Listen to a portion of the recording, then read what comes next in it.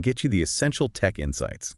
That's right. We've got the Tech Control Alt-Read newsletter here, the June 15th, 2025 edition, #11. And our mission, as always, is to pull out the really key stuff, the nuggets you need to understand what's shifting in the tech world this week. And it was definitely a busy one. Lots happening across the board. No kidding. And the big headline, the one everyone was talking about, has to be that global ChatGPT outage, right? Oh, yeah, that was significant. Happened back on Juneteenth. Users pretty much everywhere started having trouble accessing OpenAI services, ChatGPT, Sora, their APIs. Trouble like what? Just slow or completely down? Both, really. Started early morning Eastern time. People reported seeing error messages, long delays, sometimes just nothing loading. Basically, the tool stopped working for a lot of folks. Okay, so let's unpack that. What did OpenAI say caused it?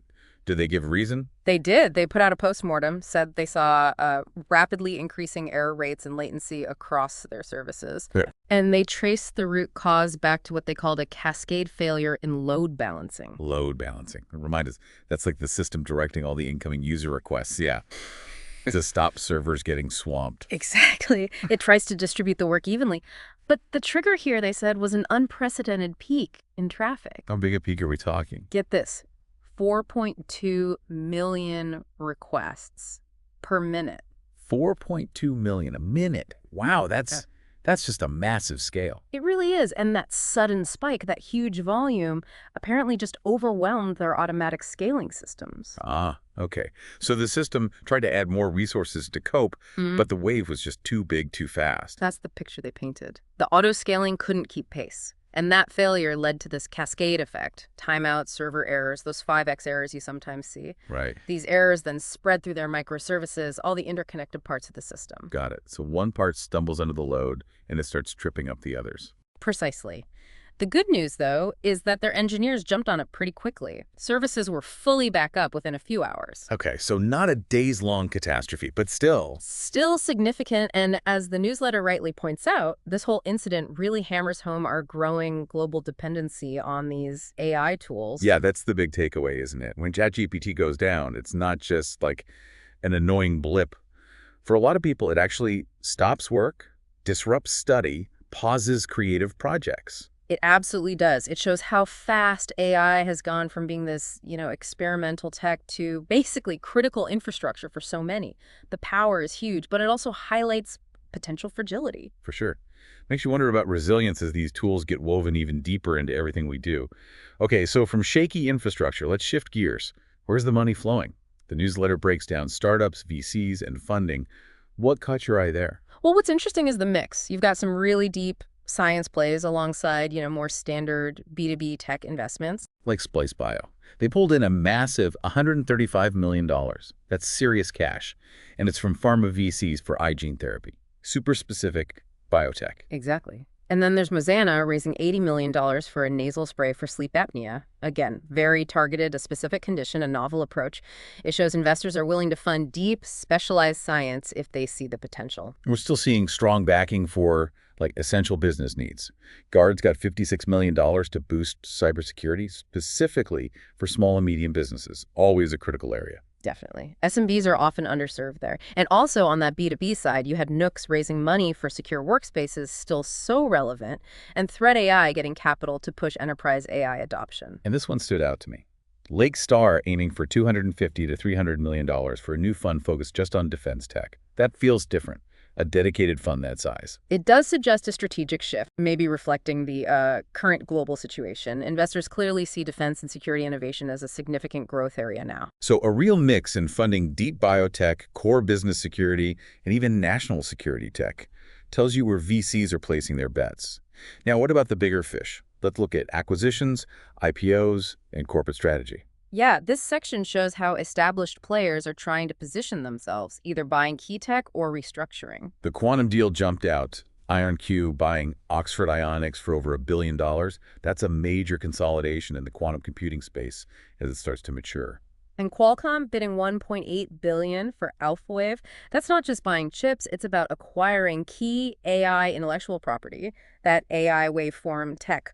Qualcomm's clearly digging deeper into foundational AI. We also saw Spectre shares shoot up like almost 70% after a huge $4.4 billion tap takeover offer from Advent International, a U.S. private equity firm. That's a big PE bet on an industrial tech company. Definitely signals belief in untapped value there. And strategically, you had Wise, the money transfer company, deciding to move its main stock listing from London to the New York Stock Exchange. Right, seeking deeper capital markets probably, access more investors, maybe bigger funding rounds down the It line. would be. And then a massive structural change. Warner Bros. Discovery announcing it's splitting into two separate public companies, one for streaming and studios, the other for global networks. Ah, the classic breakup strategy.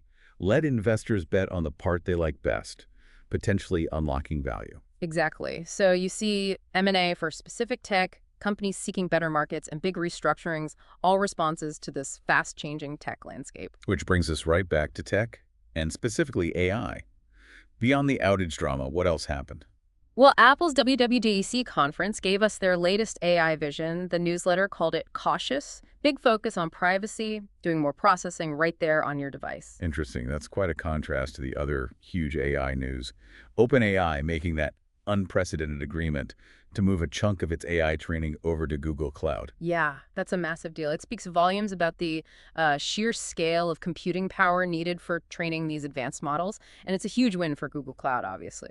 And then you've got Meta, just casually announcing a $15 billion investment push towards developing artificial superintelligence, setting the bar incredibly high there. They're definitely thinking long-term, big picture. But alongside that ambition, we heard warnings, particularly from the Axios AI Plus Summit. Right. What were the main concerns? Experts there were stressing that AI development is really outpacing regulation. How do we govern this stuff? And they highlighted new security threats, too, like something called AI model poisoning. AI model poisoning. What's that exactly? It's basically maliciously feeding bad data into an AI model during its training phase to intentionally make it unreliable or biased, or even make it do harmful things later. A pretty scary thought. Yikes. Definitely a new kind of security worry. On a more practical level, though, LinkedIn rolled out some AI tools. Yeah, tools to help brands create image-based ads using AI and manage their marketing spend through Meta's ad platform. It shows AI getting baked into everyday business tools, automating things. So AI is everywhere. Cautious on-device stuff, massive cloud deals, super intelligent streams, urgent warnings, and practical tools. The whole spectrum. The pace is just relentless. It really is. Okay, let's broaden out of it to general tech and apps. What else popped up?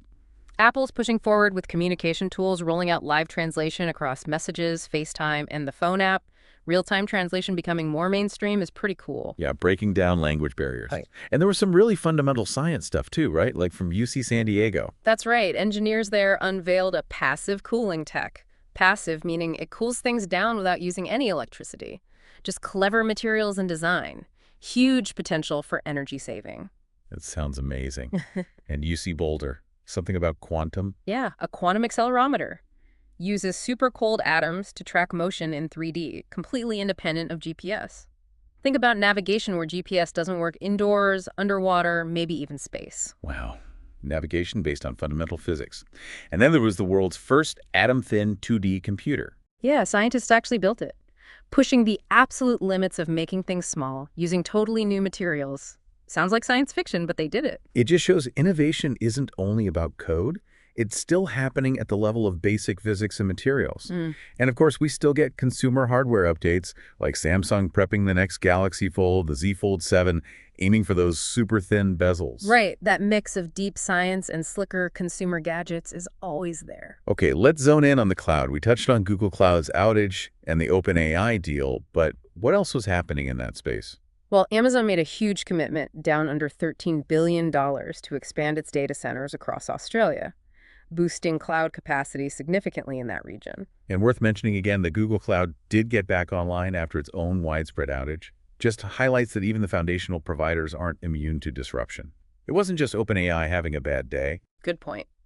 And related to OpenAI's needs, CoreWeave, which provides specialized computing, partnered up with Google Cloud to help supply the extra power OpenAI needs. It's like this whole ecosystem providing fuel for AI. And another infrastructure hiccup, a Cloudflare outage, caused pretty widespread internet problems.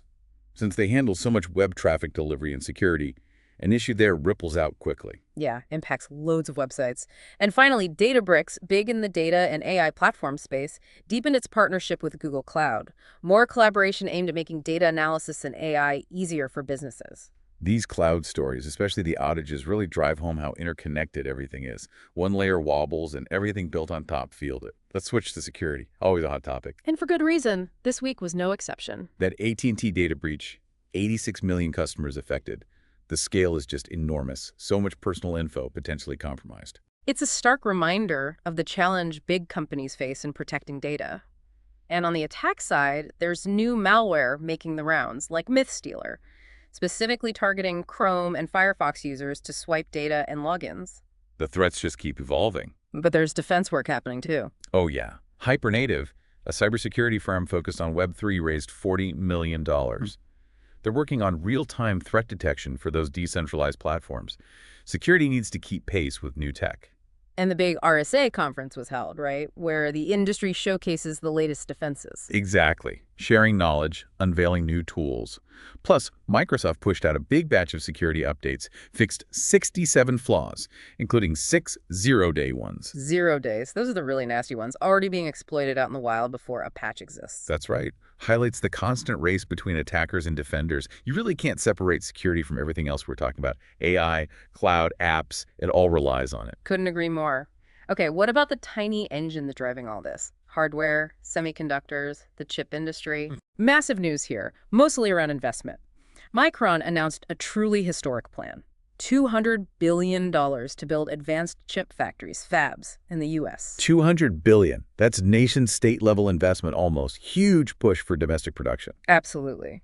And GlobalFoundries wasn't far behind, unveiling its own $16 billion plan to boost U.S. semiconductor manufacturing, too. Clearly a major strategic priority right now. Meanwhile, on the tech front, Huawei introduced a new AI chip, a quad chiplet design, claiming a performance lead in certain areas. The competition for the best AI silicon is intense. It really is. And it's not just about building fabs, it's about people, too. A Malaysian company pledged to train 10,000 chip design engineers in India. Shows the global nature of the talent pipeline needed. Good point. And a positive sign for the industry overall. 𝐕𝐶𝐲, they make semiconductor equipment, raised its outlook. Suggests demand for chip-making machines is picking up, likely fueled by AI. Yeah, strong signals all around in the chip sector: investment, competition, talent focus. It's foundational. Okay, last major sector, fintech. Right, finance and tech mixing it up. What's new? Well, Carlyle and Citigroup are partnering up to provide financing to fintech lenders, basically helping fund the funders, which could unlock more capital for innovative lending services. And Chime, the neobank, had its IPO. Sounds like it went well. Priced above expectations. Yeah, priced at $27 a share, beat forecasts, shows investors are still quite bullish on these digital banking challengers. Interesting. Elsewhere, India reaffirmed its policy of keeping UPI merchant payments free. No transaction fees. That's been huge for digital payments there. Massively important policy for adoption. And over in Southeast Asia, Atomia raised $75 million to push its buy now, pay later services in the Philippines, targeting growth in that specific market. And finally, Stripe, the big payments giant, bought a startup called Privy that specializes in crypto wallets. Clear signal Stripe is serious about integrating crypto payment options more deeply. So fintech is buzzing partnerships, IPOs, policy impacts, regional growth, crypto moves, all happening at once. The newsletter also quickly mentions some key conferences and events for June. Yeah, just a snapshot. Things like Cisco Live, Apple WWDC we discussed, London Tech Week, Infocom, AWS Read Out Enforce. Just shows how packed the tech calendar is. And for folks wanting even more, it listed some well-known tech podcasts and vodcasts: A16us, This Week in Startups, TechCrunch, Y Combinator, 20VC. Lots of places to keep learning. Good resources. Yeah. Okay, finally, let's wrap with a tech tip of the week from the newsletter. Sounded pretty handy. Yeah, it was about using Chrome Remote Desktop. Oh yeah, I've used that. It's surprisingly simple, right? Just a browser extension. Exactly. You install it on the computer you want to access, log in with your Google account, and then you can basically control that computer securely from another device, your phone, a tablet, a different laptop. Super useful if you, forgot a file on your home PC or need to quickly check something on your work machine when you're out. Yeah, just a solid practical tool for remote access. Okay, so let's try and connect the dots here. Looking back at everything in this one newsletter, the ChatGPT chaos, the huge AI deals and warnings, The billion-dollar buyouts, security breaches, deep science breakthroughs. What's the big picture feel like? Feels like an industry just firing on all cylinders, almost chaotically fast, across so many different fronts at the same time.